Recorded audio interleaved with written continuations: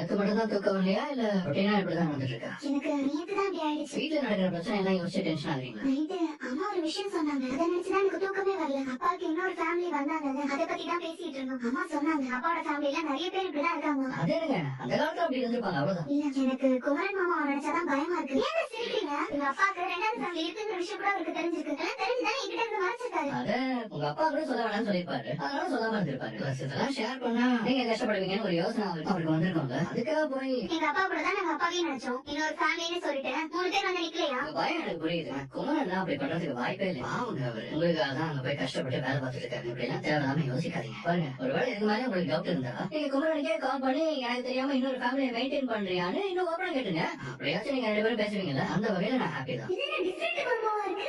அப்போ அதெல்லாம் இருக்காதுன்னு சொல்றீங்களா? சத்தியமா இருக்காதுங்க. இந்த விஷயத்துல மட்டும் நான் தைரியமா சத்தியம் பண்ணுவேன். குமரன் அப்படிப்பட்ட ஆளே இல்லைங்க. என்ன ஆச்சுக்கா? இல்லடி ஏதோ ஒரு நேரத்துல எனக்கு தூக்கம் வரல, இப்ப தூக்கம் வருது. நான் கொஞ்ச நேரம் போய் தூங்குறேன். இப்ப மாமா இப்பதான் என்ன ஆச்சுன்னு அவளுக்கு? அது ஒண்ணு இல்ல விடு. அவனை பார்த்தாலே ஒரு திருட லுக்கு கொடுக்குறாங்க. சொத்ததான் திருட வந்திருக்கான், அது வேற விஷயம். ஆனா ஆளுமே அப்படிதான் இருக்கான். அப்படியே என்ன? ஆமாங்க, சிலருக்கு தான் முகத்தையே அப்படி திருட்டு கலர் இருக்கும். இவருக்கு அது கச்சிதமா இருக்கு. ஆள் பார்க்கவே ஒரு மார்க்கமா இருக்கான். விடு விடு. அவன் வந்த நோக்கமே சொத்துல பங்கு கேட்டுதான். அதனால உன் கண்ணுக்கு திருடனா தெரியலாமோ என்னவோ. இதே மாலை போட்டு பட்ட போட்டு வந்திருந்தானா சாமியா தெரிஞ்சிருப்பான்.